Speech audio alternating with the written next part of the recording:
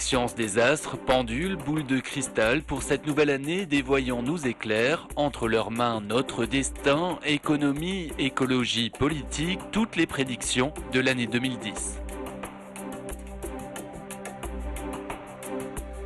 Nous avons une année de transformation importante.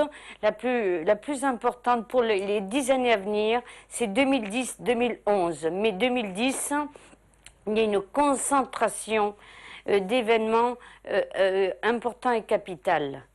La France en général ne sera pas dite mauvaise, elle va plus rester dans cet état de maintien, d'équilibre sur ce qu'elle vit actuellement. Hein. Elle est vraiment dans un sens où elle va quand même beaucoup évoluer, et surtout pour 2011, voire 2012. Hein. Même si on dit qu'il y aura la fin du monde en 2012, ce que je n'y crois pas forcément. Je vois plutôt une évolution ou de gros changements l'année 2012. Donc veut dire c'est charnière quand même de 3 à 6 mois. Hein. Donc c'est la fin d'un cycle. C'est vrai que c'est le renouveau quand même. Parce qu'on termine à passer. On a eu des années quand même très difficiles, 2008, 2009, où c'était vraiment dans le noir. Donc là il y a une ouverture, on va dire courant 2010. Hein. Donc il y a 3 à 6 mois difficiles encore.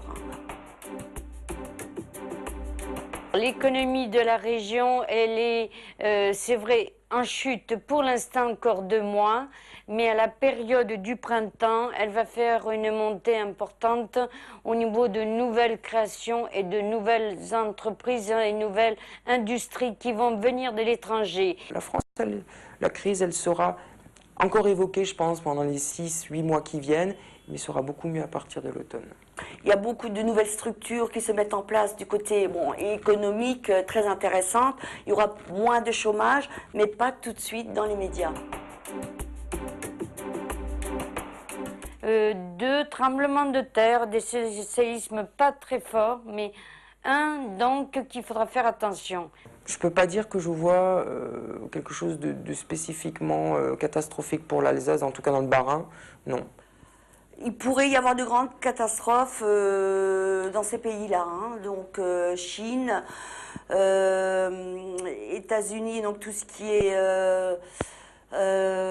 il peut y avoir, je ne sais pas si je peux en parler, où il y a encore des grands attentats, beaucoup de vengeance quand même, mondialement, rapport au passé, quoi. Richer, notre cher sénateur, est quand même un état de force pour les 2 années à venir. Pour ma part, j'accentue beaucoup plus sur l'UMP. Hein. On a pour le monsieur UMP, où effectivement on a la carte de l'ermite. Alors ça veut dire que lui, il va être très individualiste. Ça veut dire qu'il va être très, comme tous les l'UMP, ils sont très pour vraiment un clan bien spécifique pour ma part. Alors que d'un autre côté, le monsieur Jacques Bigot, il a la carte du diable qui ressort. Donc pour moi, je trancherai plus au niveau de ces 3 cartes. Je trancherai plus pour celui du milieu, donc l'UMP. Les Verts, oui, ils vont tenter, mais je pense qu'on va tourner à gauche quand même. Hein.